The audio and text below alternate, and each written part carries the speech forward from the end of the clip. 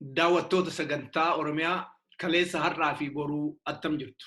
Uummanni Oromoo keessumaa qeerroo fi qarreen Oromiyaa lubbuu isaanii qaalii wareeguudhaan Abiy Ahimad fi OPDO aangootti dafidanii waggaa tokkoo fi walakkaa ta'eera.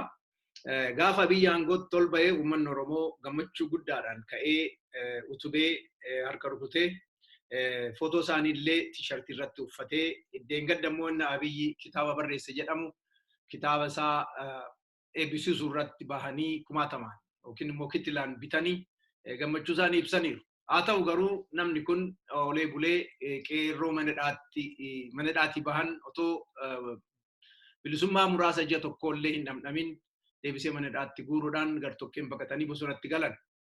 Egaa shira Abiyyi kana immoo hubatanii warri hin gallu harka hin kennannu jedhan bosonatti hafanii jiru hamaa fi rakkoo hamaa keessa jiru lolaasiin jiru mootummaan Abiyyi guyyaa guyyaadhaan helikopteriidhaan rukuchaa akka ture ammallee mana gubaa fi dubartii gudeedaa akka jiru waboof keessaa baasaa jedhee uummata keenyas reebaa fi ajjeesaa akka jiru hin beekna. Egaa haala kana irratti hundoofnee keessumaayyuu immoo haala haaraa amma uumame ajjeechaa naannoo Oromiyaa hunda keessatti maqaa Jawaarii ajjeesuudhaan qabatee hiriirra ba'e irratti hundaa'uudhaan nama baay'ee ajjeesuudhaan kashlabbeen Amaaraa ofiin jettu magaalaa Adaamaatti akkasumattis Ambootti fi Arsii bakkee adda addaatti Shaashamanneetti Oromoo ajjeesuudhaan gajaraadhaan morma muruudhaan gara fuulduraattis dhaadachaa akka jiranis hin argina.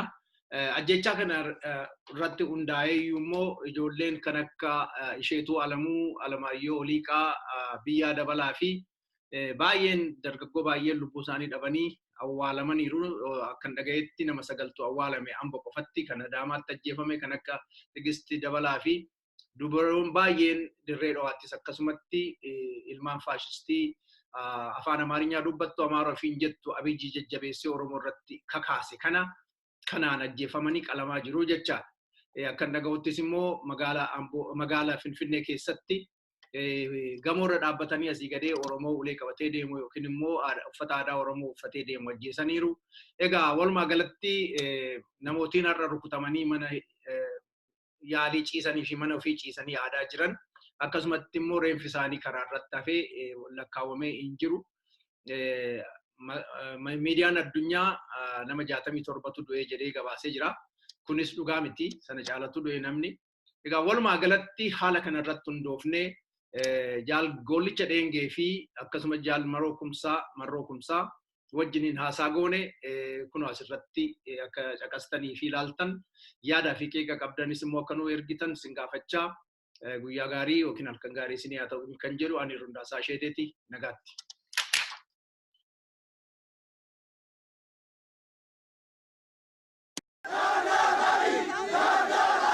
A message to Ethiopia's Prime Minister Abiy Ahmed from hundreds of mostly young ethnic Oromo men to Abiy to power, but their relationship seems to have soured. Abiy told Parliament that people with dual nationality who also own media organizations should not stir up unrest against him are false. Neither the government nor the police took any measure against him. Wednesday's protests began as news of the incident spread through the state of Oromia. And at the end of our interview, akkuma beektan egaa amma haalli biyya keessa deemaa jiru baay'ee fokkisaadha.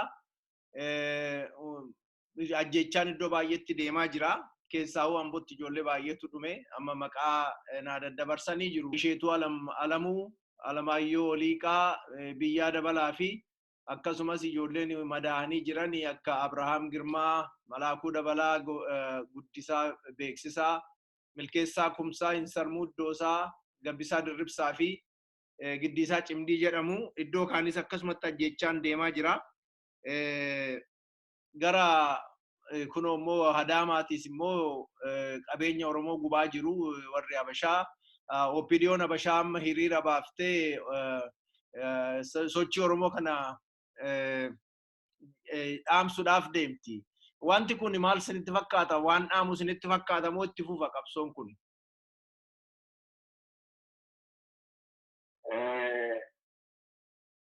وهذا البشير في وانتيام ما بيكون حتى وراد بسمه ورموتي وعارة جميلة وعرامتي أموني يرو درباني كفو كنا نجايا موتوما كدوال إنجاز جسنا جسنا بيجات بيجاني جرو مكتب درا هذا وجه وجه يرو كم راجي جل كده أدينشي موتوما كنا نوفقلان فوري موتوما كوني wanti ni raajatu hundumtuu waan afaan faajjessee yeroo ittiin bitatu umrii mootummaa kanaa IPRDF adwaawayii kana umirra ga'ee qabsoo uummataatiin gar qabamaatti deemee lubbuu xooruudhaaf yeroo dheeressuufi afaan damboobaa afaan warra sabaa dhukkubu fakkeessuudhaanii uummanni maal fedhaa maal hawwaa jechuudhaanii hawwii uummati bal'aan qabu hubachuudhaan yaada uummata bal'aa sana faana waan ummooquu fakkeessuudhaanii qabsoo uummattooti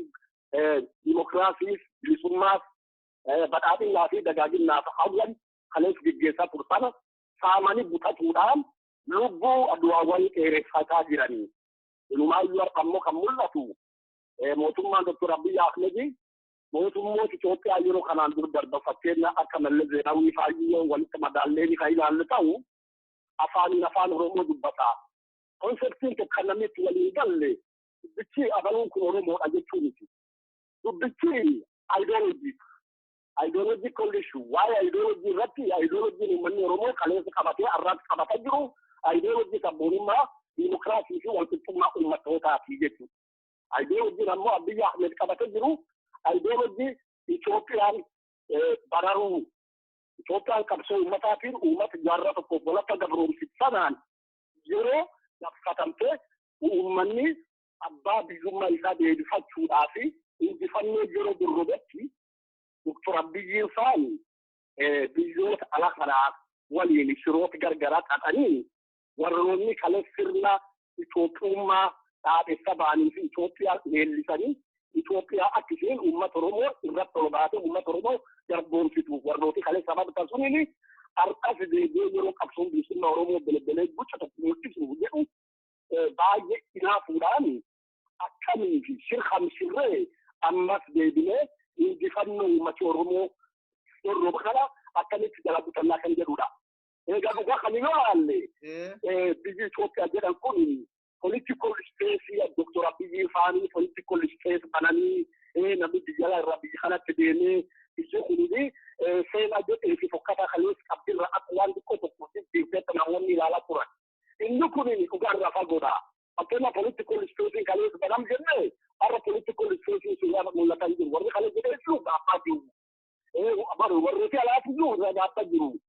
Maaliifi odo tokko lamin bulin odo baatila masadii waliin deemin maniidhaa dan dadhabee gaddaa kanaan dura maniidhaa Israa'el Itoophiyaa kee jiruyyuu hunda cabsine xaallitti karcalle maani makkalaawi kan hundaayyuu mana muuziyeemii goonaa jecha turani.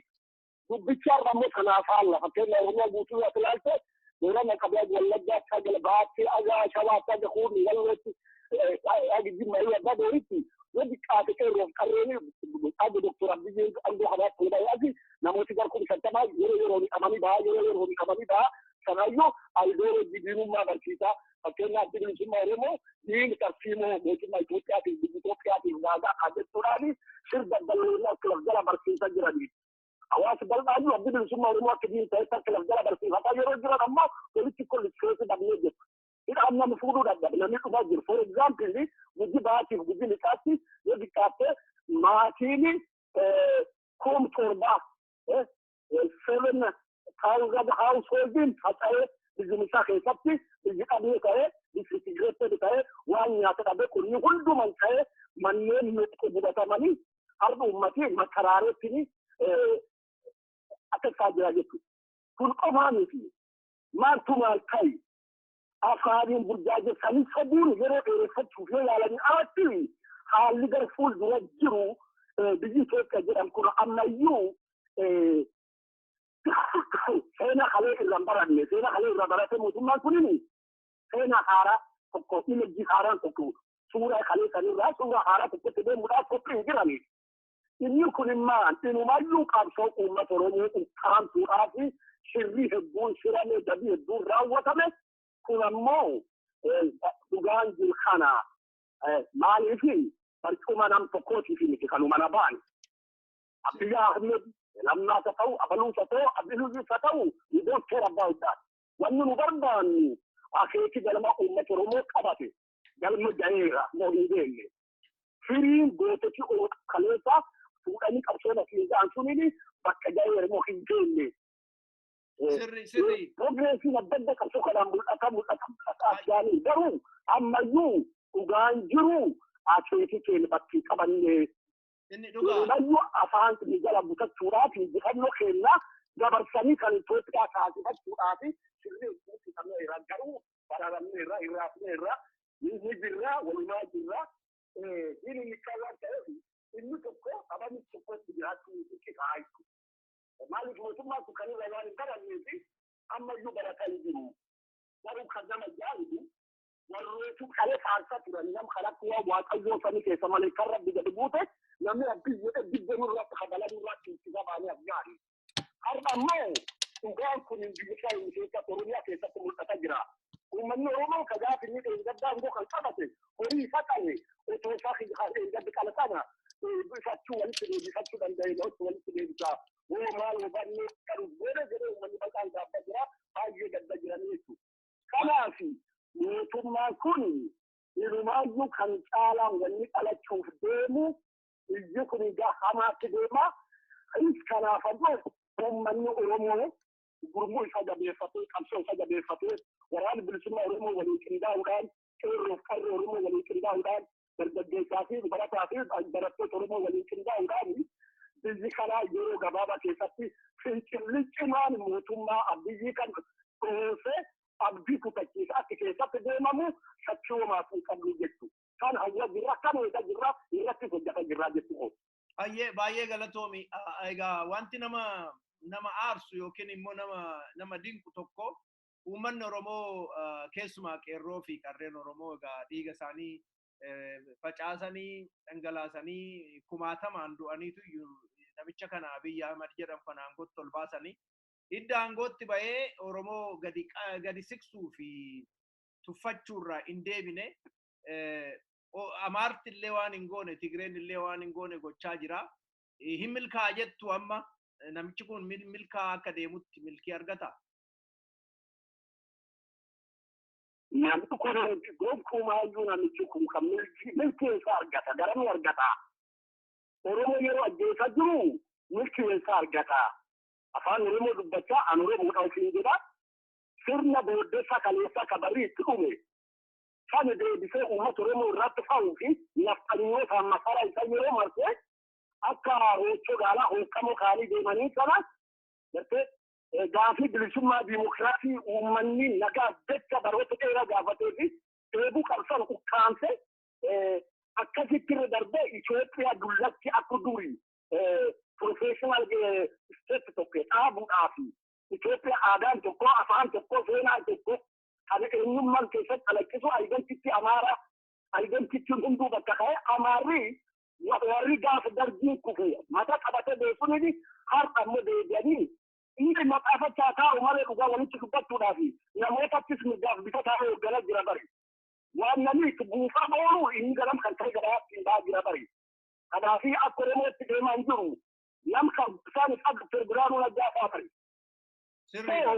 Allee gulguu kaleessa deebi'ee yeroo uummata Oromoo irratti as bari uummanni Oromootiif gaddi guddaadha. Uummanni Oromoo kan caala qabsootaa qindeeffatee jabaatee qeerroof qarreen bakka waraan bilisummaa Oromoo dabalatee waliin ta'uudhaan mootummaa koloonii adda ka'amne jijjiiratee as bahuuf deemtana yeroo gabaabaatti ofirra dhabamsiisuun barbaachisaa ta'a jechuudha. Iddoon inni itti milkaa'ee jiru qabsoo wal qabdee jirra. Wal qabdee wal akka qabna. Bariin ta'e jirani. Amma gaa wanniin nagaadhaan karaa nagaatiin qabsootti kottaati filannoon haa deemu jedheennaa sana aba'oos waamee uummata kaan biyya alaatillee galchee kun kijiba jechaadha gowwoomsuudhaaf iyyuu nama waame moo jidduudhaan iyyuu Amaartitti galtee akkuma duratti tuttuqe naftanyaan amma qabeenya Oromoo bakkee hundatti gubaa jiru keessa magaalaa Adaamaatti nama ajjeesaa jiru Finfinneetti isaarra hiriira baasaniiru naftanyaa baasanii jiran. Naftanyaan ulee qabattee qabeenya Oromoo suuqii hunda gubaa jiranii Oromoo bakkee argetti ajjeesaa jiranii jarri kun gaafuma kottaa nagaadhaan hojjenna jedhanii nama waaman kijibanii Oromoo gowwoomsanii harkatti galfachuuf waaman immoo dubbiitu iyyuu harkaa bacancare moo maal sinitti fakkaatan na yaadda? Nuti haadhuuti kun hin beekta waa'ee warkana kun waa'ee amansiistuu miti. Ammayyuu dadhabbachuudhaaf biyyi kun gara filannootti deemaa sun dimokiraasii gad dhaabna filannoo kennaa isaan jedhan kunini yoo gam dhugataa waan kanaan dura barreedduutu jira. Doktor Mararaan waggaa meeqa filannoo isaan waliin dorgomaa jira. Uummanni Oromoo guyyaa tokko Marara guddinaa fi filannoo osoo hin buusin darbee hin beeku dhugaa sitti yoo nanni. Ammoo Doktor Mararaan takka milkaa'eera. Maaliif hin mirkoofne? Haalli filannoo soofaa biyya Itoophiyaa jedhamu keessatti there is no free and fair and transparent democratic election in Ethiopia. Hin jiru sabni akkana biyya kana. Biyyi kun biyya monopolii tokkooti. Warri boordii filannoo illee wala biyya itti namanni. Akkana Doktor Mararaani waggaa dhufaaf garga hundusaa filannoo isaa buusan sana mana isaanii guutaa jechuudha. Boordii filannoo. Bakka hunda gadi hundi irratti mana isaaniitiin beekama. Mana isaanii guutee yeroo inni guutame waraqaa Doktor Mararaa yaamu keessaa fe'aa jira jechuudha. Kun seenaa biyya kana keessaa waan beekamu. Inni amma fuulduraaf itti deeman kulleen ooreeji akkamiin saabnaa akkamiin warroonni bilisummaa uummata Oromoo hawwanni warroonni biyya walabummaa Oromiyaa fi Oromoo bilisoomsu namoonni fi qajeelan tokkolleen akkamitti milkaa'anii akkamitti milkoomuu dhoorraa kan jedhu ooreeji fakkii deemeera. Akkaataa itti rigiin godhan akkaataa filannoon sun ati barbaramu sadarkaa godinaa fi sadarkaa gaditti caasaan biyyilamaa sirrii dalagamaa. Kanaaf kun waan beekamu uummanni Oromoo filayyuu isaan hin filu bari. ODP jechuun OPDUma bari. Oduudhaaf maqaa haa jedharatu malee. Sirriidha amma waggaa 27 Oromoo beekama sunti bakka biraatiin ammayyuu Oromoo bulchaa jira. Uummanni Oromoo isaan hin filatu. Warra biyyi kan filatu. Filachuuf hin taa'e keessatti hin buusuufi. Garuu isaan maal godhu? Isaan boordii kan keessatti caasaalee ijaaje gandaatti gadi ijaaru. Caasaalee dabballeetaa fi gartooti xiqqaa itti kan ijoolleessaatiin wanti galiin dhawamaa. Kanaafuu kan yoo laallu uummati nafsii buusullee fi filatullee haqni waan hin jirreef boordiin sun walaaba ta'a. Inni kun gaafi jalgalchaa jechuudha.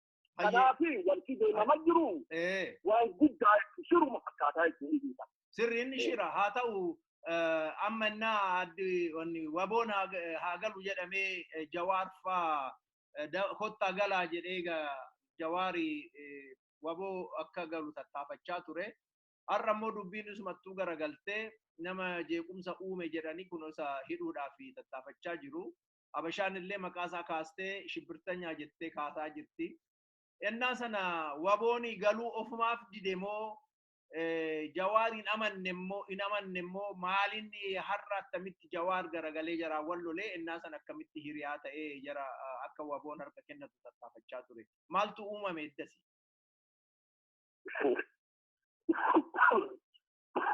Kana egaa betta warri siyaasa jedha akka deemnutti politiksiin gamni biraatti yoo filaalte that's the game. Interest irratti wal qabuu malu akkaataa filaatiin isaan irreegalchan haftee deemuu isaa dhaqqabuu mala kun darbaachuu beekullee baanna immoo wantoota kanaan dur darbanii walitti dhiyeenya isaan kanaan dur darbanii michoom isaan kanaan dur mootummaa ODP jedhamu kanaan waliin qaban yoo ilaallu inni kalees jedhamu kun hudduu dhugaa fakkaatamu dhara fakkaata jedhuyyuu gara amanuu yookaan gara amanuu dhabuutti figeessaa jechuu danda'e jechuudha.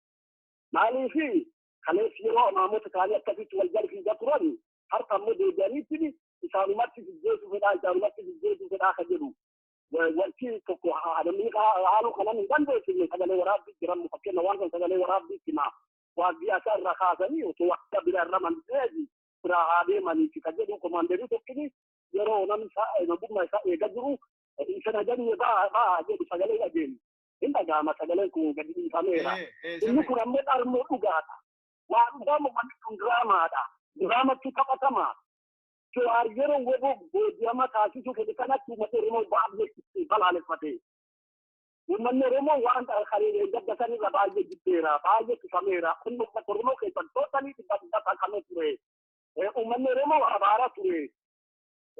كان الركن كاي جواري خدم مجنون جلالات مرسلو خليت الأمة رومو درا كمسان أكيد هذا بتوجد أقوالي إنه أقولي كذي والتبدي كذو فكيس الدراما الجبانة يجنن إذا رفضنا كذا كناكتي كنا إذا الصوت أبنا من داخل هذه كل من داخل وجي منا هذا ودي أما بدي دراما بتاعتا ولكن دكتور بيجي نكمل لما مدرسة كبيرة ونكمل ناكل وانتو فكيسني ونمشي كنا وما ترمو خيسا وانتو فميري وما ترمو خيسا تبيني كذي أكخرا يسخنا أما اللي واتوكو إرجعوا وما ترمو صوبو ردان تكوبي إذا خلاص مرافن وما ترمو رمتخنا بيت دراما وجبنا فكارا جت.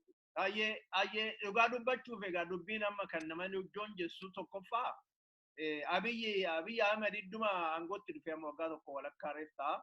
Idda si namtichu kuni baye muddame sida ke minilik jabesu sida minilik hara ijaru namatti dubbachu tuffi oromo qabummo akka barbaadet tuffi inni qabu gadi baye sabbonumaan oromo Ethiopia balleesse kanafu badu qaba jecha oto jiru leenco lataafa kanakka leenco baatiifa kanakka fayyisaa leellisaafa kun jala galanii ammallee jawaar araarsina jechaa jiru jarri kun oto abiyyi siidaa minilik jajjabeessu oto inni amaara bira dhaqee takka masqalii dhungatu takka waa'ee naftanyaa kana dhaadheessuu fi oromoo tuffatu akkam ta'aniituyyu oto ijji isaanii arguu maaliif iyyuu jala gugguuf waggaa baay'ee immoo oromoo bilisoomsina jedhanii oromoo kana gara duulaatti oofanii nama kumaatamaan ajjeesisaa warra turan keessaa tokko leencoo lataati.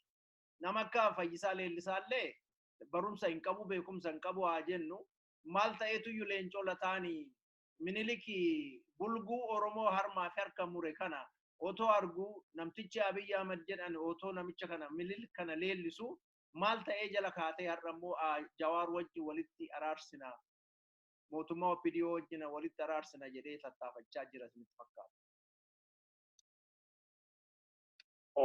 Kununduudha akkuma nafti sibiis gaafii anaafis gaafiidha. Kunni tokkoffaadha. Murteessaan namni tokko sabboonummaa sadarkaa sabboonummaa isaati. Isaan kun afaan Oromoo haa dubbatanii malee sabboonummaa isaanii. Warra biyyattii sammuu isaanii fi onnee isaanii keessatti biyyi ijaarrachuu yaadine. Biyya tokkollee fi biyya Oromoo jedhan ijaarrannaa warri yaadu jedhu hin bulinidha. Warroota Itoophiyaan jiraatti malee Oromoon fi aamulisan jedhanii yeroo dheeraaf yaada akkasii warroota qaqqabanidha. Warroota kun oobdii habashummaa fi oobdii Itoophiummaatti oobdatu. Egaa kun akka ilaalutti hiddi sombaa fi hiddi dhiigi isaanii keessatti Itoophiummaa waamman keessa jaarraa fakkaata. Malee jarri inni warra onnee Oromummaa warri hin qabne warra ofiin buluu fi ofirraa akka amantaa ofirraa akka abdii hin qabne warra qalbii garboome warra alagaan bulchu malee wal bulchuu fi of bulchuu iyyuu abduu gurraatti hin qabne. Kan jechuun nama saayikooloojikaalii qalbii garboome jedhee yaadatu. Sirri. Kanaaf dursa mataan isaaniitu bilisaa'uu qaba. Ergaa ofii bilisoomanii biyyan Oromoo bilisoomsuun barbaachisaadha. Warri mataa isaaniitu ilaalchi isaaniitti bilisummaa mataa sammuu isaaniitti waan hin qabneef kan Oromoo kanaaf waan Oromoo lagatanii gara gooftolii kaleessaa warri kaleessi isaan waggaa meeqa gamroomseetti isaan dhiibee afaan isaanii habilii isaanii dhiibsan jala wanti isaan kaasanii fi bilisummaa mataa isaanii dhabuu isaanii natti fakkaata jechuudha. Amma nama ajjeesaa jiru bakkee hundatti haala kanarratti wabooni bakkee jirurraa socho'ee gumaa uummata Oromoo dhiiga Oromoo kana OPDO dhiiga Oromoo unattee jiraattee akkana fufurdattee deemtu kana gaafti gumaa isaa kanfalu jira jettu.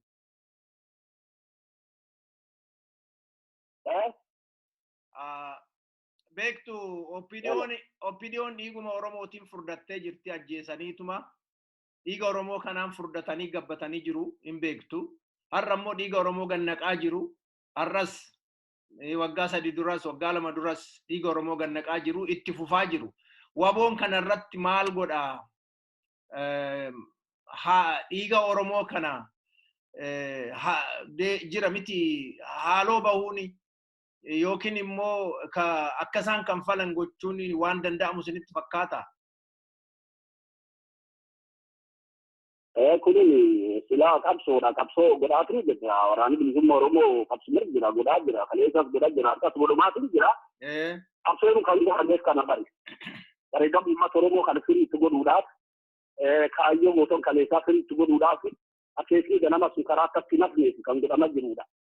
Kaffalchiisu jechuun ammoo waan uummanni Oromoo kalee hawwatan oobduun uummati Oromoo oobdatu hawwiin uummati Oromoo hawweefi eeguun uummati Oromoo eebotu suniin gaaf tokko qabsoo kanaan uummata Oromoo irraa gabroonfataan kun ta'ee uummati Oromoo biyyi isaa irraa kabbaa ofii ta'ee dinagdee isaa irratti aadaa isaa irratti afaan isaa irratti roobu hundaa'anii inni biyyi isaa biyyi sooreen mataa isaa tokko qabaatee ofiin of bulchee sirna diimokiraatawaa ta'eefi walqixxummaa ta'eefi sirna badhaadhaa fi uummata Oromoo biyya tokko ittiin gammadu tokko katamsiisuu keessatti qabsoo godhamu waan ta'eef kun ammoo akkuma kaleessi ilmaan Oromoo fi wareegamteeraan as ga'etti jiru akkuma hangii afkulleen dhiibu ilmaan Oromootiin bakka sadeebiyaa jennee yaadnaa jechuudha kan kan himata kuni.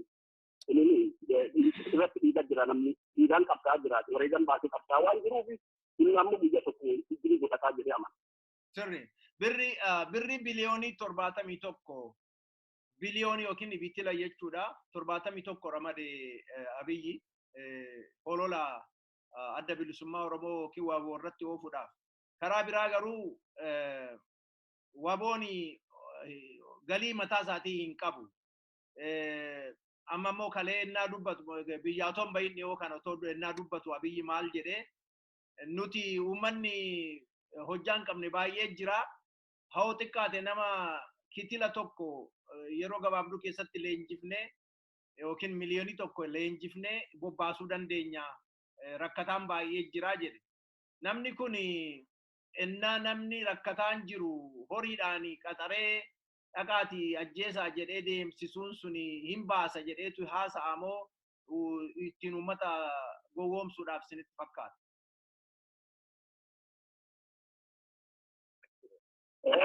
Sila mootummaa jedhama. Ayi fedhayyoo ijaareetti diinan irratti haa bobbaasu ta'e kun naaraaf miti bari. Waraanni Itoophiyaa garallee miliyoona baanan sun jalin jira. Kanumaan wal lolaalee kun rakkoo maal qaba? Aga fedhe taaleen bisuuti sun dhimmisaati. Daafni leenjiseetti nu durtaadee isaan nutti dhufan ta'uu wal garraasan. Waan irratti barnii qabnaa ga barbaadu taaleen bisu. Ayyee sirriidhaanis kanuma yaada. Dhumarratti waan isin gaafachuu fedhu egaa istirateejiin yookiin taaktikiin Abiyyi faatti qarqaraman waboo wanni bosona keessatti ittisuudhaan itti marsanii akka beela'u gochuudha. Uummata naannoo kaasuudhaan ooyiruu isaa gubuudhaan qabeenya isaa gubuudhaan akka uummanni hin qarqaarre gochuudhaan innaa beela'ee ofuma isaatiin rakkatee ol bahee hin ajjeefnaa kan jedhudha. Kun ni hojjeta isinitti fakkaata? Mootummaan gabroonfataan kamiyyuu kaleessa hojjechaa bahee kun haaraa miti beekte. Yaa hojjetuuti kaasiin durallee baay'ee sagaltan shanillee karaa baa Oromiyaa karaa Baalee kanatti gocha fakkaata kana uummata danda'an walitti ijaaranii maal godhanii wanti gurguran hedduutti ture. Isaan kun waan haaraa guddaa miti. Inni kunini qabsumaan kan irraa namu silaa mootummaan gabroonfataan of tursuudhaaf of bararuudhaaf yaaliin jibbaata kanii biyya lafa kanirraa fiigoon hin jirudha. Seena biyyoota hedduutu keessatti barree jirraa hubanni jirraa fakkeenya garboonfattoonni kan mootummaa Aljeeriyaa biyya Aljeeriyaa gabroonsanii seena fakkaata kan dalaganii bare. Adi sadarkaa dhangala'aan sun deemeetti kophee nyaate gogaa kophee gartee sadarkaa beelaa kophee nyaate ga'eera. Kanaaf wanni kun hunduu yeroo gabaabaati waan jibbaataati. Jibbaata mootummaan garboonfataan guyyaa guyyaadhaan biqilu jechuudha. Inni kun ammoo irruu maanamaa. Maal jedhama faranjoonni akkas jedhu beekta. The last kick of the dying horse. Fardii yeroo baaf ka'u rukutta guddatu rukuta. Dhagaatti yoo ta'e mukatti yoo ta'e hedduu rukuta.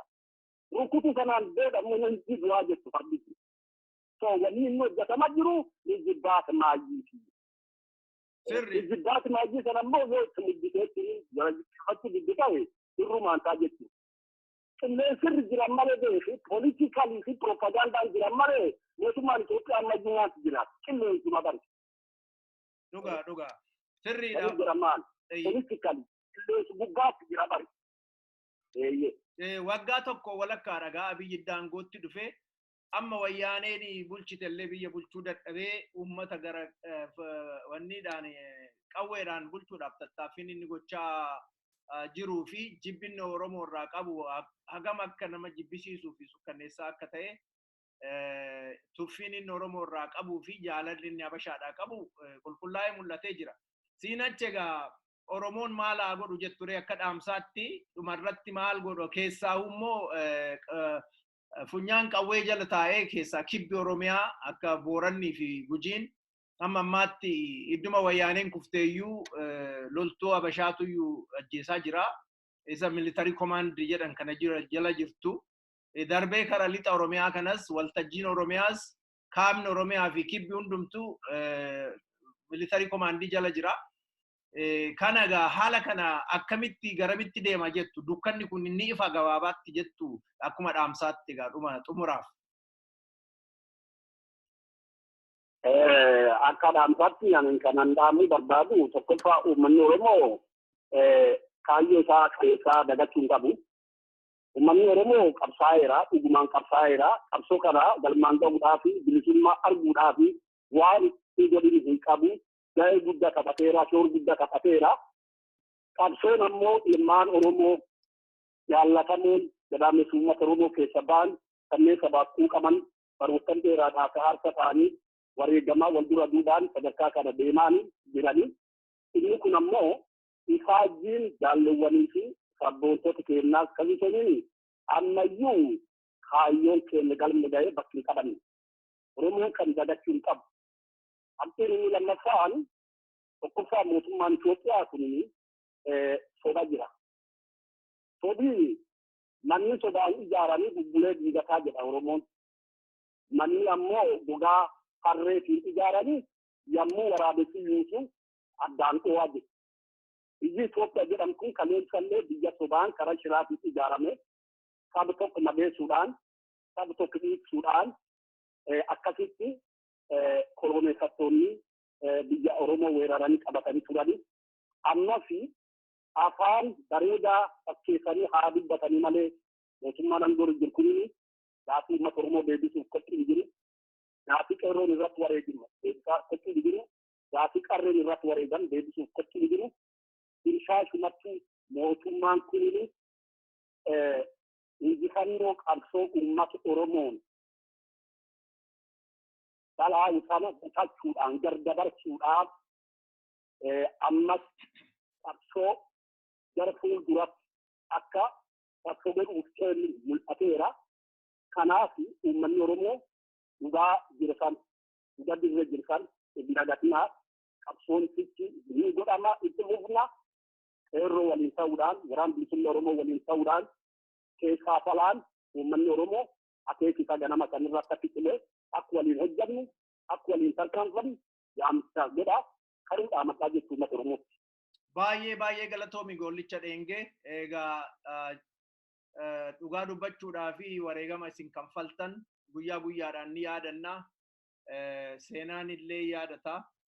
Bilisummaan keenya dhiyaatteetti fakkaata. Yeroo yeroodhaan walitti deeminee akkasumas hin qunnamna. Baay'ee galatoomi kun egaa Hundaasaa Isheetee miidiyaa ONN jedhamu irraati. Nagaatti oli baay'ee galatoomi. Baay'ee nagaatti ola fayyada. Nagaatti. Daawwattoota keenya akkuma dhageessan mariin gabaabaan Gollicha Dheengee wajjiniin ani taasise waa'ee samoona kana kaleessa har'aa ajjechaa Oromiyaa keessatti deemaa jiruu fi gara fuulduraatti amma biyya aangoorra jirutti itti fufuudha. Egaa akkuma beektan tuffii jibbaa fi tuffii Oromoodhaaf Abiyyi qabu yeroo irraa deebisee calaqqisiisaa ture. Siidaa Minilik ijaaruudhaan sabboonummaan Oromummaan Itoophiyaa balleesse jedhee isarra sabboonummaa Oromoo balleessuudhaaf kutatee ka'uusaa otoo ija isaa hin libsatin nama dubbachaa jiru qeerroon Oromoo fi qarreen keessaa'uu Jawaarfaa ka'anii Abiyyi nama gaariidha nu ceesisaa jedhanii dubbachaa turanii har'a garagalee garuu Jawaar irrattis deebi'ee Jawaar ajjeesuudhaaf akkasumas immoo miseensotuma OPDO keessaa warra sabboonoo ta'an ani maqaa dha'ullee har'a hin barbaadu ajjeesuudhaaf tattaaffiin isaan godhan naftanyaa wajjin ta'ee Minilik taa'ee kana hojjechaa jira. Walumaa galatti egaa idda amma qabsoon kaleessa jalqabee dhiiga lolaasaa jiru kun jalqabee kaasee Habashaan bakkee jirtu gammachuudhaan ol kaatee jirti. Keessaa naftanyaan afaan Amaarinyaa dubbattu gammachuudhaan kaatee bakkee argitetti Oromoo ajjeesaa jirti. Keessaa magaala Adaamaa keessaa fi naannoo adda addaa Arsiitti kana gochaa jirti. Oromoon kana otoo arguu baqatee manatti yoo gale kun qaaniidha. Qaanii qofa otoo hin ta'inis immoo injifamuu bara dheeraadhaaf Oromoo garbummaa jalatti hambisu ta'uusaa beeknee amma danda'ametti bakkee jirutti datarkaa kaanee egaa nuu galaa lixa Oromiyaa militarii jala jira amma har'aatti to'annoo loltuu jala jira. Uummanni lixaa dhugaa dubbachuudhaaf ajjeeffamaa ture. Uummanni kaabaaf kibbaa ajjeeffamaa ture. Kanaaf har'allee bahee isin wajjin dhaabbachuu dadhabuu ni danda'a ta'a. Ni dadhaba ta'a. Haa ta'u malee bakka jirtanitti otoo abdii hin kutatin karaa dandeessan hundumaa keessaahuu dinagdee Habashaa of keessaa baasuudhaan humna keessan jabeessattanii otoo manatti akka zamana Minilik manatti hin galin injifanne irra jettanii otoo manatti hin galin qabsoo kana xumuruu qabduu jenna. Galatoomaa nagaatti har'aaf.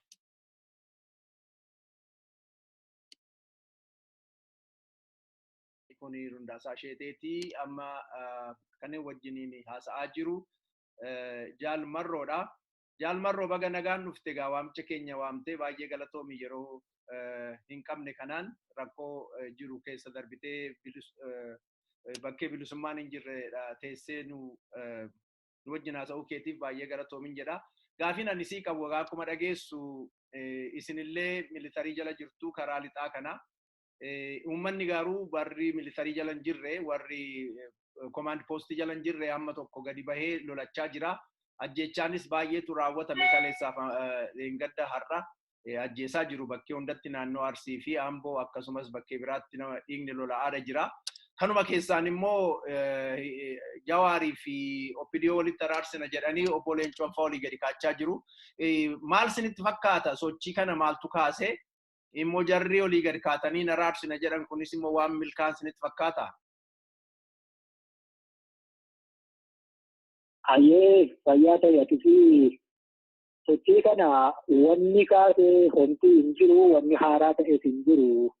Gaaffiin Oromoon kaleessa gaafataa turetu galman geenye waan kaleessa kijibaan irraa diddibamee waadaa silaa hin guutamne waadaa sobaa gaggalamee darbetu eeggatamee dadhabame jennaani namni gaaffii isaa karaa seera qabeessaanii karaa seerri biyyaa hayyamuufiin dhiyeeffataa ture yeroo immoo fudhatee gaaffiin sun akka deebii argatu eegaa ture. Maleesaa wanti deebii argatu tokkoyyuu akka hin jirre sabni kun ni beeka.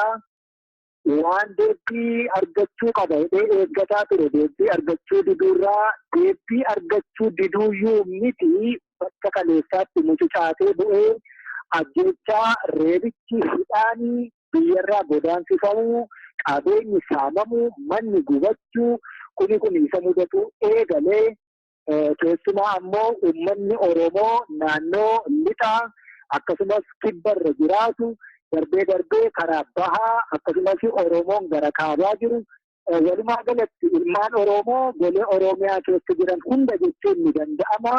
Guyyaa guyyaan ilmaan isaanii awwaaluutti deebi'anii duutii ilmaan Oromoo waggaa tokko asitti Oppidiyoonii ergamtummaa jalaa baatee gara gooftummaatti cehuun qabsoo Oromoo itti kenname edda harka galfattee ilmaan Oromoo waggaa tokko kana keessatti du'anii waggaa 26 yookaan 27 ilmaan Tigiree jalatti ajjeefamanii lakkoofsa hedduun caala. Kanaafiyyuu wanni haaraan kana kaase hin jiru. Wanni kana kaase waan kaleessa tuttuulamee cuqqilamee irra kaa'amaa ture deebii dhabeetu dhofee kanumatu kana kaase. Namoonni hedduun miidhamuu yookaan birmannaa naaf taasisaa jechuu Jawaar Mohaammed kana kaase jechuu jiran.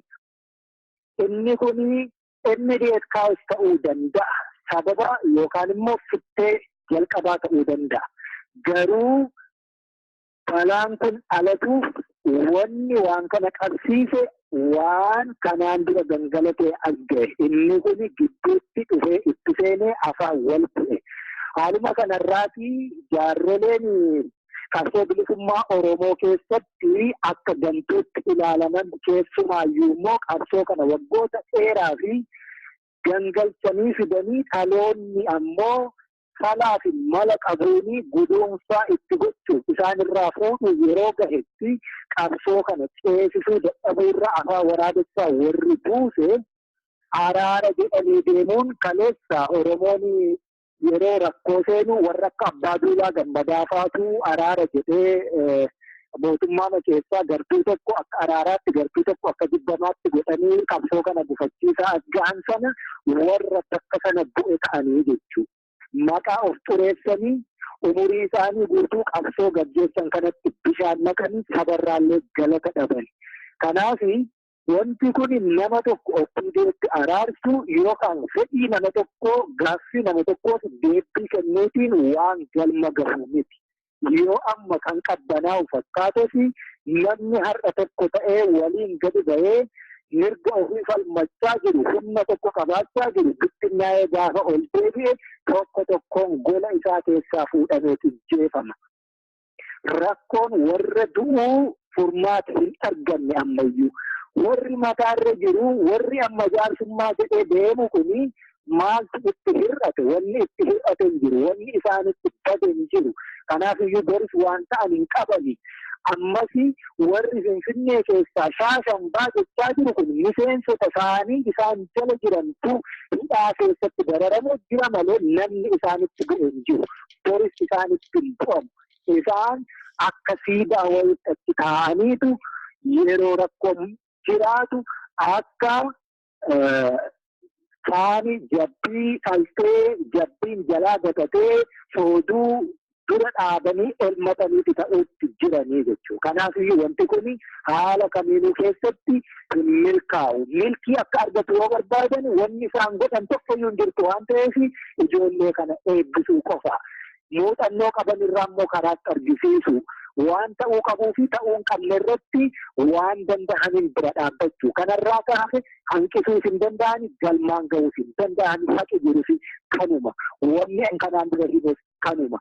Kanaan dura yeroo kana hime qabsootti gufuu taatanii waan Oromoon silaa waggaa meeqa dhamaatee har'a guduunfachuu geesse akka hin milkoofne taasistanii. Kana hundumaa warri jechaa ture har'a dhimimmaan buusee ba'uu jira. Gaaddee quba ofii nyaachuutti jira. Hidhannoo kaleessa hiikkatee lafa nagaatti diinatti kenne lola kamuu keessatti kan irraa hiikkatamne hiikkachiise sana har'a wayyuu eessaan fida jechuutti jira jechuudha. Kanaaf wanni amma deemaa jiru kun kan inni furmaata argatu gaaffiin gaafatani sirnaan yoo deebii argate qofa. Ammanuma sirriidha achirratti walii galla. Anoo maddee kan naa galuu didee amma ammaatti na joonjessaa jiru. Egaa waggaa tokko walakkaadha adda biyyi aangootti ba'ee waan lama. Tokko Jawaar mataansaa kottaati araarama harka kennadhaa jedhee namooti akka Diina Raasfaa galcheera.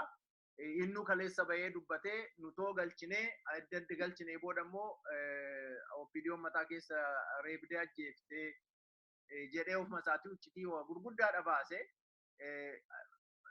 Jidduutti wal loluun isaanii kun akka inni irraa as garagalu godhee Jawaar as garagalee akka inni ka'ee watwaatu godhe moo durumayyuu gantummaa amma fakkeenyaaf siidaa Minilik kennaa Abiyyi ijaaruu namni hin dubbanne. Leencoo Lataan fa'aa yookiin Fayyisaa Leellisaa fa'aa siidaan namicha harma Oromoo mure harka Oromoo mure attamitti nurratti ijaartu jedhanii dubbanne Leencoo Lataa fa'aa Diimaan fa'aa. Akkuma amma araara deemna jedhan immoo Jawaar illee kotta galaa warra ajajoota keessan jalaa dhokadhaa galaa jedhee Diina Raasfaa galcheera har'a immoo Diina Raasfaa ajjeefamaniiru. Kananuu har'a gadi bahee dubbachaa jira. Achirratti naan galu dubbiin akkamitti warra kutuu danda'e. Jarri kun maali? Yeroodhuma wal lolaniitu walitti dallananiitu moo hundee irraa garaagarummaa ilaalchaa qabu sitti fakkaata? Inni kun egaa yeroo hedduu yoo dubbatte namni baay'inaan hubannaa yoo qabaate dhugaan sun nama hedduutti mul'atedha. Namaaf bala malee namni hedduun 100 keessaa 99 yoo waan sana hin hubanne ta'e qofaa kee yoo ati hubatte dhugaan suni dhugummaa isaa hin jijjiiru. Garuu namni hedduun hanga siif hubatutti rakkoo hedduu wareegama hedduu si gaafata. Kaleessa wanni dubbachaan tures kanuma. Amma wanti ta'e gabaabaa uumate. Siidaan ijaaramuun ijaarameen irratti ijaartaniin ijaarree maaliin dubbannee miti. Siidaa caalaayyuu ilmaan Oromoo kumaatamaan guyyaa guyyaanii akka hoolaa rakootti qalamaadha jiru. Kanarratti iyyuu namni bahee dubbate hin jiru. Wanti amma ta'e bu'aa dhuunfaa gidduu jirtu keessumaayyuu rakkoo xixiqqoo du'aa irratti wal dhabiinsa Abiyyi Ahmed warra aktiivistoota amma bakka inni jiru kana akka taa'uu fi gaaffiin sabaa deebii argateera sabni bilisoomeera jedhee falmaa qeerroo qabbaneessee fi sana waliin walitti dhiyeenyi isaa baay'ee raaf ta'aa adeeme gara warra Habashaatti cillaanfatee jechuudha. Ammoo OPDO keessaa qaamni cillaanfachuusaa gara Habashaa deemuu achirraanii bu'aa argatan xiqqeessuu mala jedhee yaadutu jira. Warri kuni ammoo aktiivistoota akkasumas gaazexeessitoota, artistoota, namoota miidiyaa yookaan sooshaal miidiyaa irratti barreessan hedduu bu'aa siyaasaa Oromootiin bakkoota silaa isaaniin malle argatanii jijjiiran kana tuttuqe waan ta'eef waan xiqqoo tokko qeerroo bilisummaa Oromoo kana aarsee bakka silaa tarsiimoon masakamee waan gaafatu gaafachuuf qophii irra jiru irraa liqsuu danda'u uumanii natti fakkaatan.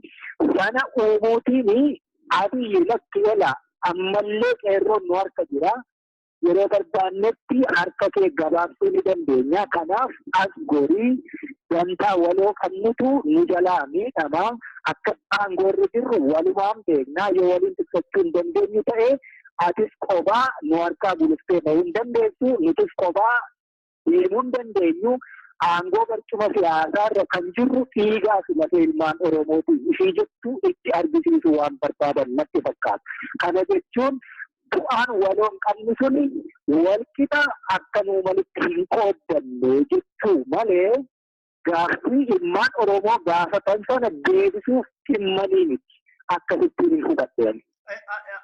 Tokkommoo wanti baay'ee nama dinqu yookiin nama rakkisu egaa akkuma tu beektu gaafa wayyaanee jibba uummanni Oromoo jibba wayyaanee irraa waggaa 27 ajjechaa wayyaaneen gochaa turte irraa jibba guddaa qaba. Gaafa wayyaaneen kuftee biyya ishiitti baqattu uummanni baay'een keessaa dargaggoon ka'ee tiishartii isaanii irratti footoo lammaa fi kan Abiyyi uffatanii makiinaa taaksiin hundumtu biyya sana keessatti sirbuu sirbamee Amaarris Oromoonis walaloo godhee fi sirbaa ture. Garuu sanuma keessa luuxee ennaa ol bahu Abiyyi Ahmed kun garuu gaafuma tokko iyyuu Oromummaa of keessaa akka hin qabne inni dubbachaadha jira. Ani takka sabboonaa Oromoos hin turre jedha. Namni baay'een Oromummaa isaasiin shakkaa. Akka arginutti immoo ilaalchumti inni Oromoodhaaf qabu jibbaa fi tuffiidha malee sanaa ol miti. Attamitti namichi kun hulluuqee kana keessa ol bahee as gahuu danda'e. Amma immoo eessaan nu gahaa jetta Oromoo garamitti oofaa jira jettati akka sitti mul'atutti. Eeyiga akkamitti luuxee as ga'een suni uummanni keenya kana dura kan dubbadheera. Gabrummaa bara hedduu irra turterraatii baratee siyaasni addunyaa kanaa garamiif garam akka deemtu hubatee arguu irratti rakkoo qaba. Baay'ee cunqurfame, baay'ee saamame, baay'ee hidhame, baay'ee ajjeefame, hin baranne, ulaanii barnootaa akkaan itti cufamtuu turte. Hanga qaawwalillee carraa argate keessa hulluuqeetu ilmaan barsiifate irraa kahase inni sabni inni bal'aanii hangi inni siyaasa keessumaa siyaasa Itoophiyaa keessaa baay'ee siyaasa gaggaragalchuu fi siyaasa cubbuu irratti hundoofte akkasii tapha sana keessatti hin jiru Oromoon. amma namoota hedduu amanutu jira. Namoonni hedduu inni amanu suni garuu amaanaa sana baadhatanii fi hin jiran. Amaanaa sana dhiiga isaa fi lafee isaa sana qabataniitu namoota akka Abiyyi fa'aati jettuu kana mootummaa kanatti ol fidani. Yeroo ol fidan immoo afaan Oromoo dubbatani. Qabsoo Oromooti dubbatani. Alaabaa Oromoo diimaa magariisa diimtuu qixxa lamaanii aduurraanii odaarraanii urjii diimtuu qarashanii mallattoo qabsaa'otaa fi wareegamtootaa taate qabatani. Miidiyaa adda addaa qaban irratti ba'anii qeerroodhani qeerroo faarsani. Suni tartiimoo hin turre. Tooftaa yerooti. Tartiimoon isaanii isa ammaa kanaa tahee mul'ate. Yeroo sanatti Abiyyi yoo yaadatta ta'e walgahii irratti abbaa Tsahaayyee waliin wal dhabbee keessa turanii waan inni dubbataa ture yoo dhageesse baay'ee nama onnachiisaa jechuudha. Suni tooftaa yeroo hanga Tigireen achi keessaa baatutti. Oromoon immoo mirqaansuu akkasiitiin hanga isaaniin lapheetti qabatutti. Kanatu ta'e. Kuni tooftaa yeroo siiti tarsiimoon isaanii immoo suuta abjuu haati kiyya mootii torbaffaa taatanaan jettetti jedhu sana tarsiimoo qabatee kan inni socho'aa ture. Innis Oromiyaa keessatti hiddaa habashootaa kolonii Oromoof dhufanii gadi dhaabuun minilikiin jalqabame yeroo dheeraa fi Oromoon humnaan malee fedhiin takkaallee tole jedhee gad-jedhee hin fudhannee sana malaan fudhachiisuu jechuudha. Tarsiimoon isaa kana. Kanaaf namichi kun akkaataa kanaan kan inni ol ta'e. Osoo bishaan osoo kokkolfuu osoo kokkolchiisaa nama nyaata jedhamu akkanaanidha nu nyaatee jechuudha. Kanaaf uummanni Oromoo himeen jira dhagahaa dhaggeeffadhaa inni jechaa jiru hin hidhanne hin ijaaramne hin dammaqne ammayyuu garuma nu oofanneetu abbaan barbaade waancaa qullaa fidatee dhiiga keenya irraa qeensatee daldala siyaasaa isaaf ta'utti tolfataa jira. Kuni ammoo wareegama waggoota dhibbootaa oliif ammas dabalata ammoo wareegama biraaf nu qopheessee fi nu saaxileera. Kanaaf iyyuu ammas namooti nu dhaga'uu qabnu eenyu faati? Tooftaaf amma maalirra jiru tarsiimoon isaanii kan yeroo dheeraa akkamii kana kan wallaalle tooftaa fi tarsiimoo adda baafachuu wallaalle jechuudha. Yoo tooftaaf ta'e aniyyuu amma boofa waliin bulaan jira. Tarsiimoon kiyya garuu Oromiyaa bilisoomte arguu yookaan immoo Oromiyaa bilisoomtuu fi riqicha ta'u. Tooftaa fi tarsiimoon gargari. Kanatu nu nyaatee tooftaa yeroo sanaa qeerroo jedhamee shubbifamee tiimii abaluu jedhani. Tiim lammaa jedhanii gartuu Oromoo qabatani. Tiimiin Abiyyi immoo gartuu Amaaraati qabatu. Achirraan dhaabbatanii tapha siyaasaa isaan taphataniini tiimiin lammaa kan keenyanitti fakkaate. Akkas hin turre garuu saba biyyittii keessa jiru hundumaa jaalala fakkeessanii qabachuu ture. Suni tooftaa yerooti. Tarsiimoon isaanii amma kunoo walitti baquu achi baqaquu as baqaquu gadi ba'e kanaa jechuudha. Kana adda baafachuu hin danda'u sabni keenya rakkoo gabrummaa keessa ture muka jigee keessatti immoo qottooti baay'ata. Sabni wal ijaare akka muka qoreen marfamee dhaabbatuuti. Qoreen eegarraa jedhanii muka jigsuu yeroo fudhata. Kanaaf iyyuu ka Oromootti immoo rakkoon baay'atte muka jigee ciisu immoo abbuma fe'etu jaarsaa jaartiin jedhu dadhabaa jabaan jedhu itti goreerraa qo'ataa jechuudha. Kana sirriidha dhugaadha. Hunda caalawwate waa baay'eetu tuqxe amma keessumaa namooti biyya alaati galtee lafa fudhattee fi mindaa argatte asitti daldaltuu yookiin taaksii ooftu yookiin mana lukaandaa keessa hojjettu hundatu galee uffata suufii kan uffatee Oromoo gowwoomsaa jira. Siyaasi akkanatti deemamaa maaloodha maltiinaashinaal isteetii ijaarraa waan akkasii gurraan dhageesse hundumaa fiddee uummata irratti hoqqisuudhaan uummata joonja'aa kana yaadatta taanaan simannaa jedhanii kulii waaqumte biyya kanaa galee warri lafa haa xaa'u mana fincaanii xara hundumtuu suufiiffatee galee abbaa biyyaa ta'ee inni kan garuu inni dhiigu inni ajjeefamu inni reebamu inni bosona keessatti beela'aa jiru sagaleen isaa ukkaamamee jira. Kun sagalee keessan tokko iyyuun dabalata. Egaa haala kana keessaan akkamitti yoo tattaafanne keessaa ol baanee abbaan biyyummaa Oromoo mirkanaa'ee isinis maatii ofiitti deebitanii nagaadhaan maatii horattanii jiraachuu dandeessu sitti fakkaata. Gaafii cimaadha nan beeka. Hawwii garuu hawwii kan qabnu nagaan jiraachuudha. Gantuu fi kan Itoophiyaan yookiin Habashummaan sammuu keessatti marge nama akka Abiyyi tokko Oromummaan tokko sammuu isaa keessa hin jirre jibbaa fi tuffiin Oromoodhaa qabu innaa ilaallu dhugaa dubbachuudhaa fi of ajjees nama godha. Maqaa Oromootiin aangootti bahee namni akkanaa innaa deebi'ee Oromoo tuffatu ajjechaa Oromootti innaa dhaadatu isa kaan immoo bosonatti ittisee achitti beelessuudhaaf itti marsee nama sila meddeeshii barate bakkee arganitti ajjeesuudhaan keessa gara lixa Oromiyaatti ajjeesuudhaan dubartii gudeeduudhaan ammam turu isinitti fakkaata akkanatti ammam deemuu danda'a biyyifa. Ayiiga akkatu jette guddoo nama aarsaa ammoo siyaasa keessatti erga itti seenanii namni dhoqqee keessa adeemu huccuu adii uffatee erga dhoqqee sana seenee huccuu fi adii ka jedhuu fi hin jirtu jalqabumaa dhoqqee sana seenuu dhiisuu malee erga seenanii dhoqqeen iddoo irraa namatti bu'uun beekan waan ta'eef siyaasnis akkanuma erga itti seenanii waliin kufanii gangalatuu feetii garaa bal'ina feetii yeroo itti kennuu feetii wanti amma adeemaa jiru ajjeechaan saaminti hundumti isaayyuu hanga fe'eyyuu ta'uu yeroo itti furmaata argatu ilma qaba. Mootummaan kamiyyuu saba lolee injifate hin jiru. Ni turaa, ni bulaa, baay'ee ajjeesaa, wareegama guddoo si kafalchiisaa, maatii facaasarraa ka hafe turee injifannooni kama saba cicceeti. Ammas Itoophiyaa keessattis kanaan dura ta'ee argameera. Kaleessuma anaaf si qaqqabne kan keessatti hirmaanne guduunfinee goolaba itti gochuu dadhabne malee mootummaa waggoota 20 meeqaa haadhaaf intala walirratti abbaaf ilma walirratti obboleessa obboleettii irratti ollaa irratti tokko shanii garee gootii jedhee walirratti ijaaree namni tokko fincaan bahuuf yerootti hayyama wal gaafataa ture.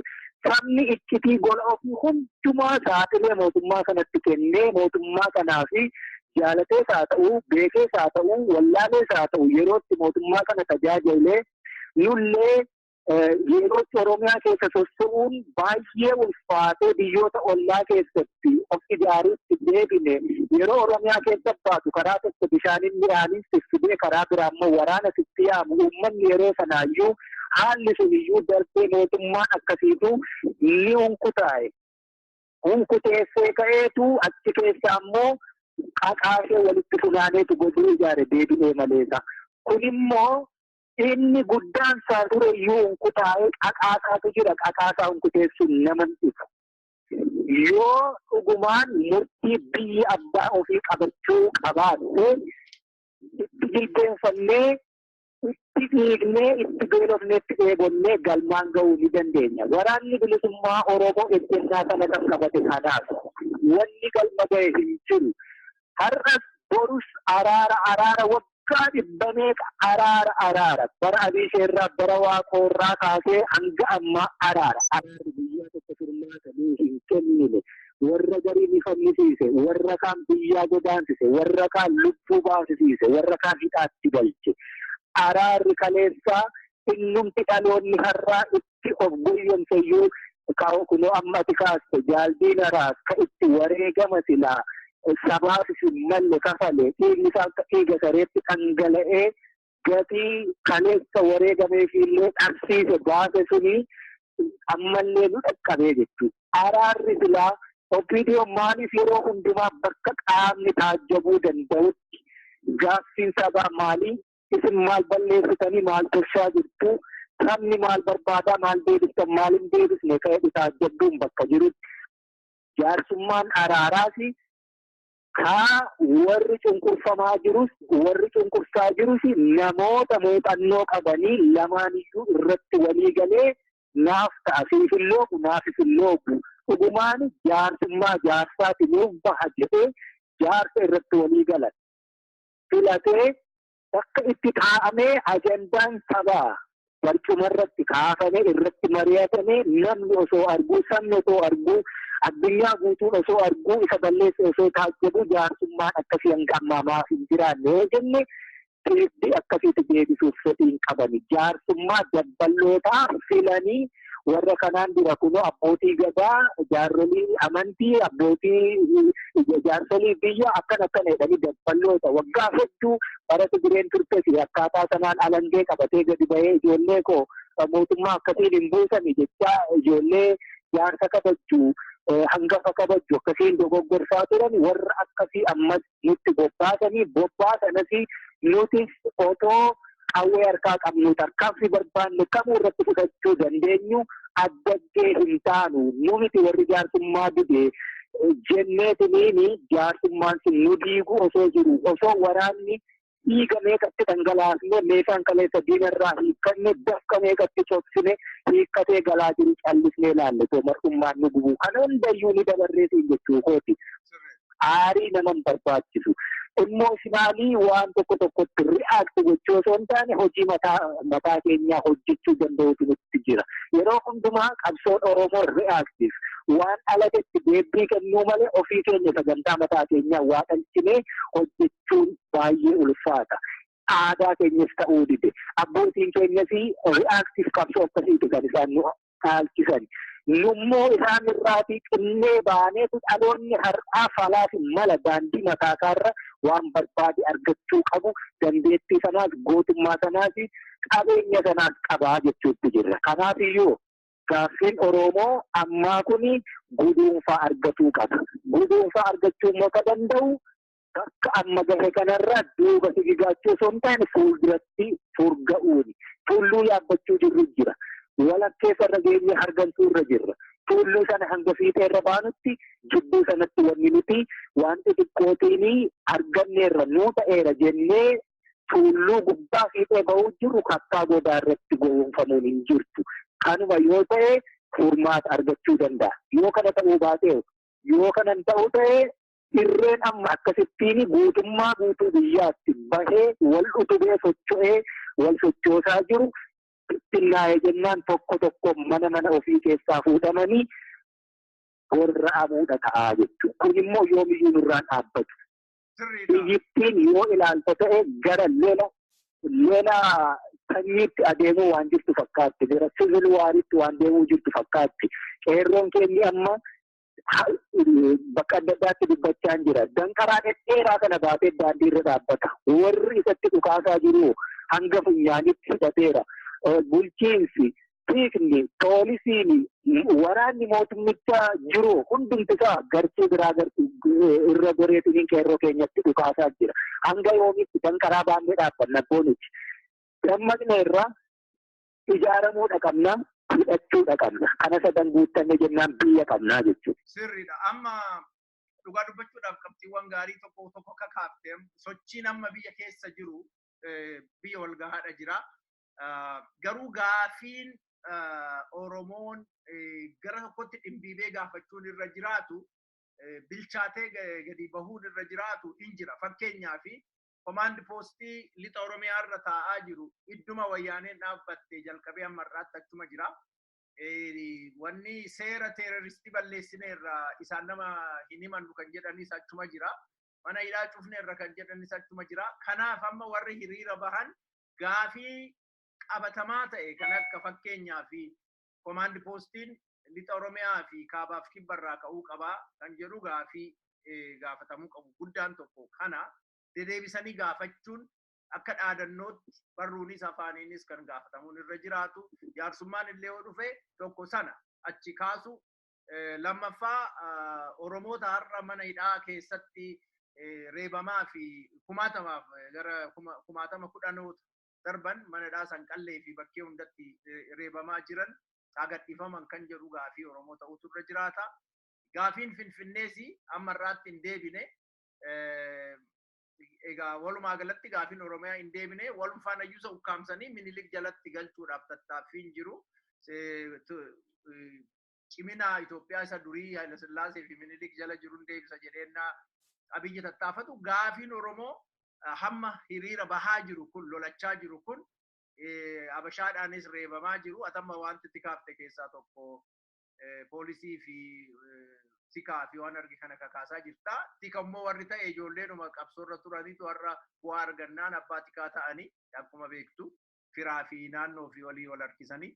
Walumaa galatti gaafiin dhaadannoon cimaan ka'uun irra jiru. Waan nama jedhe militarii ofirraa kaasuu gaafii Finfinnee akkasumas immoo hidhamtoota Oromoo kan akka Koloneel Gammachuu Ayyaanaaf amanadhaa jiranii achitti reebamaa jiran dhukkubsachaa jiran kan akka namoota baay'ee jiru piroofeesaroonni baay'ee fi dargaggoon dubarri baay'eetu manadhaa jiru.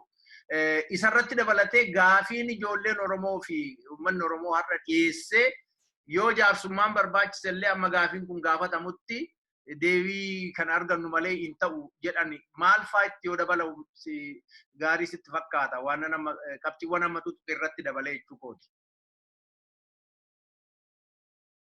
Ayyee qabxiin ati kakaaste hundumtuu sirri. Ani garuu dhiifama naa godhi malee gaaffiin keenya sanaa miti. Sanayyuu ta'uu hin qabu. Gaaffii xixiqqoo warri kun. Gaaffii xixiqqoo akkasii gaafachuu hin qabu Oromoon. Kaleessa gaafataa ture. Namni waan xiqqoo gaafatu gaafa waan xiqqoo dhabe harka duwwaa dhagala. Waan xiqqoo gaafannee waan xiqqoo dhabnee harka duwwaa galuu hin qabnu. Waan guddaa gaaffiin keenya gaaffii biyyaati. Gaaffii bilisummaa, gaaffii walabummaa, gaaffii birmadummaati. Hanni bilisa bahee abbaa barbaade filatee abbaa barbaade waliin sabaaf sablammii Itoophiyaa keessaa warra barbaadu waliin bulee warra hin barbaanne irraa adda bahee buluu akkasitti ta'uu qaba gaaffiin saba Oromoo. Xiqqaachuun qaba. Komaandi poostii jetta. Komaandi poostiin kun jiraates jiraachuu baate hiikanuutiin qabu nuti akka waraanaatti akka sabaattoo. Waraanni komaandi poostii yookaan biyyi labsii hatattamaan bulaa jirtu kun irraa kaafameera yoo jette namni irraa ka'uu yookaan ka'eera jedhuu sana ilaaluu sanaan qurufuu hin qabnu. Hanga heerri biyyittii jijjiiramee dimokiraasiin dhugaa akkasumas mirgi abbaa biyyummaa inni sirnaa lafa hin qabannetti namni ka'ee si ajjeesu komaandi poostii jechuu fi sababa dhiyeeffachuu waan akkasii isa hin gaafatu. Kanaafiyyuu hidhamaa jetta. Hidhamaan keenyi kaleessa hiiksisneerra. Gaaffii Oromootu deebii argate jechuu miti. Warri hidhamaa keenya harkaa qabuyyuu ofiiti hidhamuu malee ture. Warra hidhamaa keenya harkaa qaburraa hidhamaa keenya mee hiikaa jennee gaafachuun gaaffii keenya xiqqeessu. Isin hidhamaatii warri hidhame warra qabsoo bilisummaa Oromoo galmaa hunda'e waan ta'eef mootummaa sabaa haa ijaaru jechuu ta'uu qaba gaaffiin Oromoo. Xiqqeessineetu hin gaafachuu hin qabnu. Jaal Gammachuu Ayyaanaatiin ilaaleeti.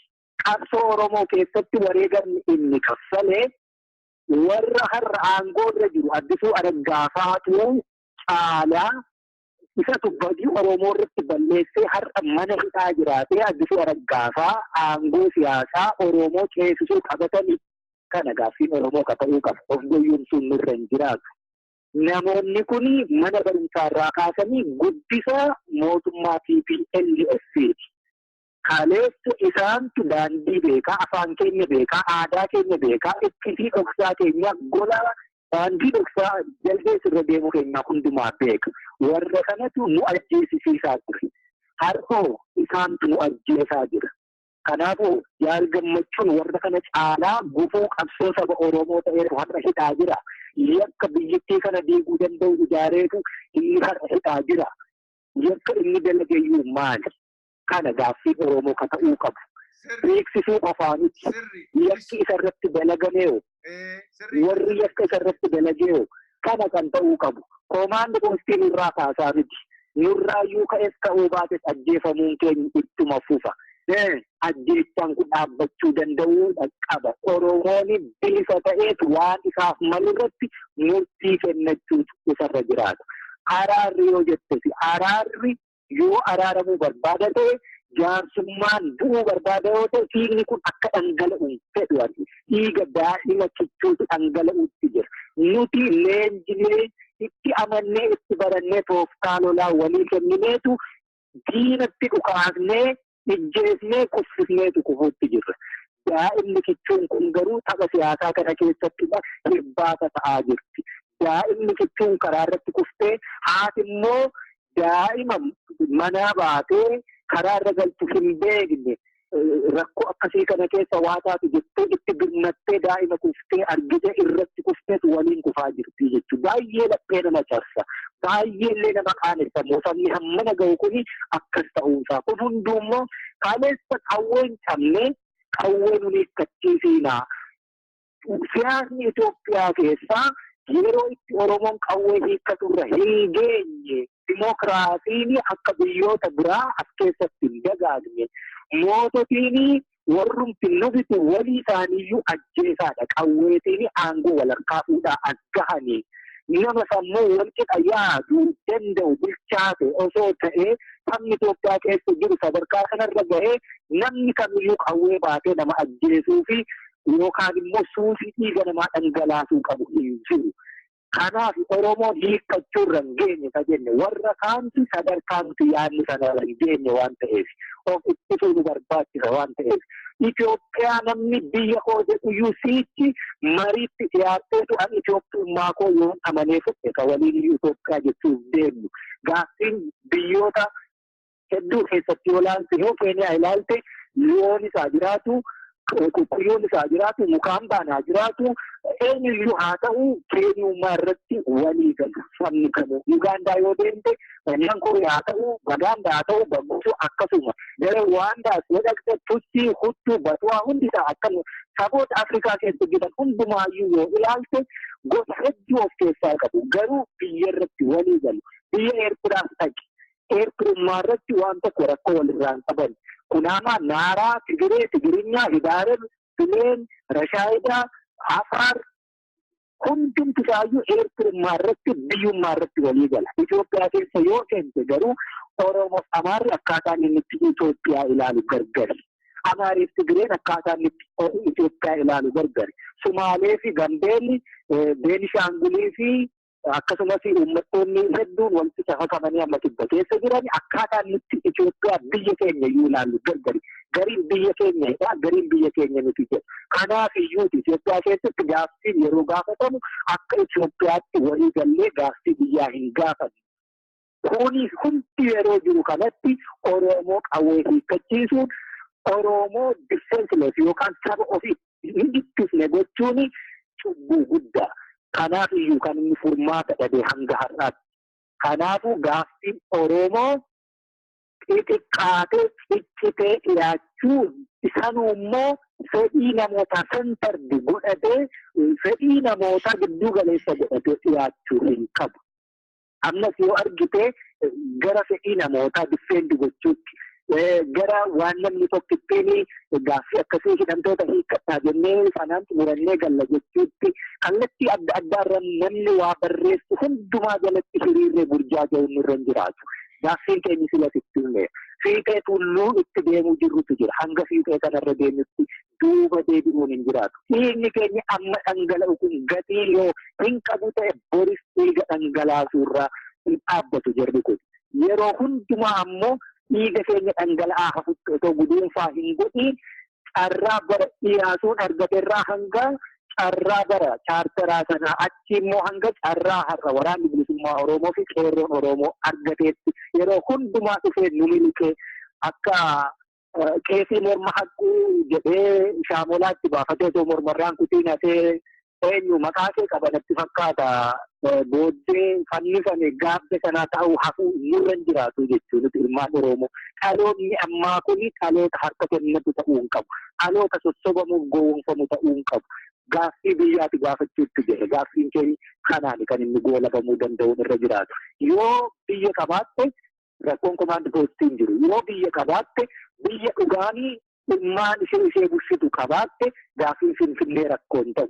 Yoo biyya qabaatte Habashaan si keessatti akka barbaadetti shurraabii abaruuti ani naftanyaadha harma kaleessa sirraa mure har'ammoo siidaa harma sanaa dhaabbateen jigsa kun hin jiraatu jechuudha. Kanaafuu ganama baatee siidaa irraa jigsitanii dhagaa bu'uuraa Finfinnee keessa dhaabbanne nu jalaa jigsitanii jennee hiriira isaanii dhiiga dhangalaasuu hin qabu.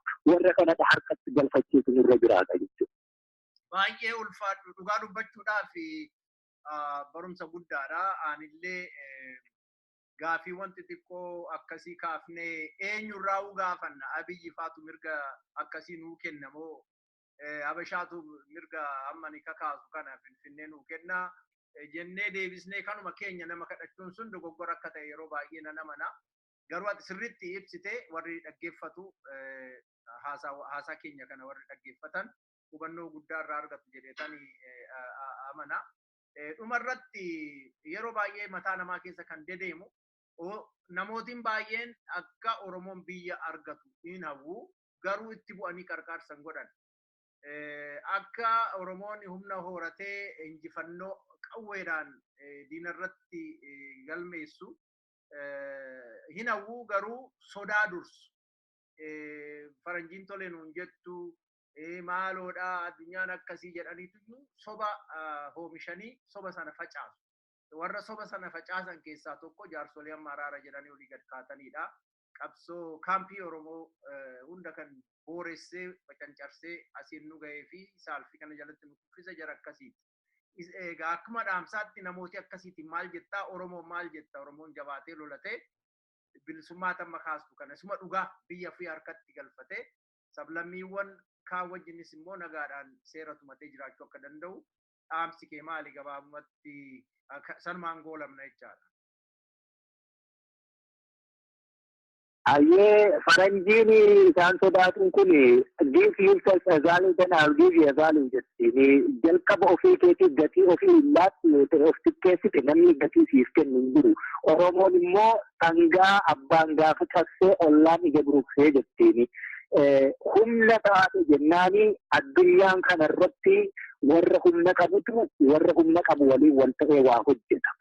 Yoo ofii kee of xiqqeessite yoo ati iyyuu gaaffii keessi bishaan naqxee waan xiqqoo gaafatte namni si waliin dhaabbatu si gargaaru hin jiru. Kaleessa fi bara chaartaraa kana biyya akkaataatti qabannu irratti Tigireen waan guddoo gaafatteetu warruma kaleessa waliin qabsoo gaggeessaa turani harkaa baafattee jechuudha. Faranjoonni gaafatti warri keessumaa Londanitti warra kana walitti fidaa ture gaaffii namni gaafatu eenyutu strongly waa xiyyeeffataa jira jedhanii ilaalaniitu abbaa humna qabu walii fi abbaa onnee waa dhiibuu fi murannoo waa dhiibuu qabu sana waliin dhaabbatanii jechuudha. Dhugaa qabaatanii miti gaafasii nuti immoo dhugaa dhabneetinis miti gaafasii rakkoo har'a jiru kanaaf dabarsinee bullaannee baane.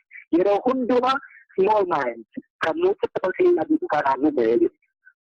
Kanaafiyyuu har'as eessayyuu deemi haala kamiyyuu ilaalii akkaataa nuti of xiqqeessine ni ilaalti addunyaan. Kitaaba tokko jira Civilization and the World Order jedhu achirratti waa'ee Oromoo ilma Oromoo akkaataatti addunyaan nu hubatu tokko wanti barraa'eeru jira jechuudha. Kuni hundumti immoo nu keessaa of xiqqeessine of ilaaluutiin ka'e.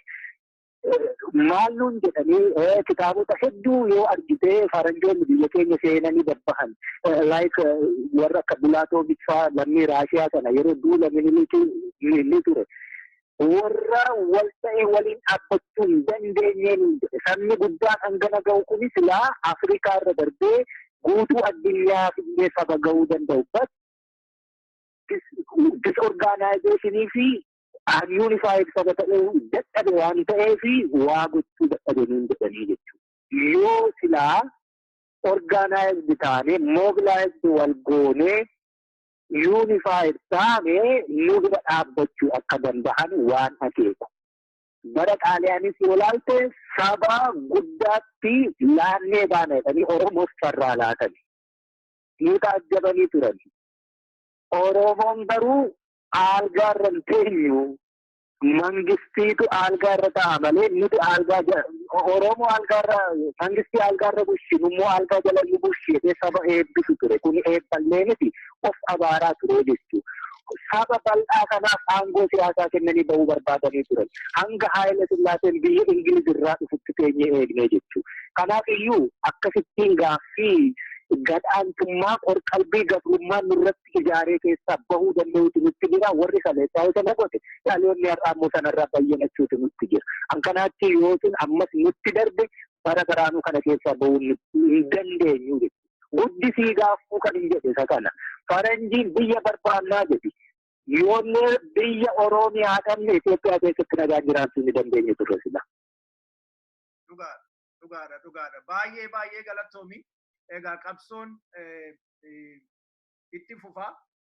Amma Oromoon bilisummaa isaa hin argannetti, amma bashaan Oromoo irratti fincaa'uun dhiifnetti qabsoon itti fufuudhuma turre jiraata.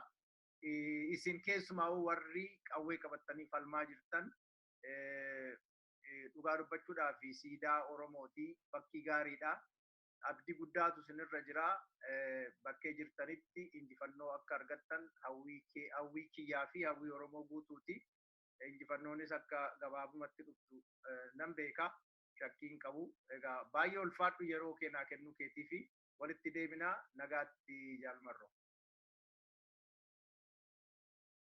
Ayyee fayyaa ta'e carraa kana naanaattee fi bakkuma jirtanitti waan Oromootiin haa ta'u nagaatti. Nagaatti. Egaa daawwattoota keenya, dhaggeeffattoota keenya akkuma argitan, akkuma dhageessan qabxii gurguddoowwan kaafnee jaalmarroo goota Oromoon itti dhaadatu, Oromoon ittiin dhugaa dubbachuudhaaf dhaadatu, jaarraa kana keessa namooti Oromoo qabdi jedhan namooti akka jaalmarroo fi dheengee golicha dheengee gammee fi dubartoonni Oromoo gootonni bilisummaa Oromootiif of wareeganii otoo nyaatiin otoo dhugin otoo rafin otoo ari'amanii otoo adamsamanii jiraatan isaan wajjiniin haasaa gochuuf xiyyattanii onneen koo guutuudha. Baay'een gammada. Egaa Oromoon kitila 50 ta'ee akka uummata Kurdistaan biyya dhabuunsaa saalfii guddaadha. Bilisummaa jechuunis immoo qaanii fi saalfii akkasii jalaa bahuu bakka ta'e hin hubanna. Egaa qabsoo keessan duubatti hin deebisina. Ijoollee baay'een dhiiga kennaadha jiru. Habashaanis immoo qabeenya gubaa akka jirtu argaa jirtu. Kanaaf qoricha Habashaa lolaa fi onneedhaan ofirraa qolachuudha. Egaa galatoomaa nu dhaggeeffachuu keessaniif amma walitti deebinutti nagaatti.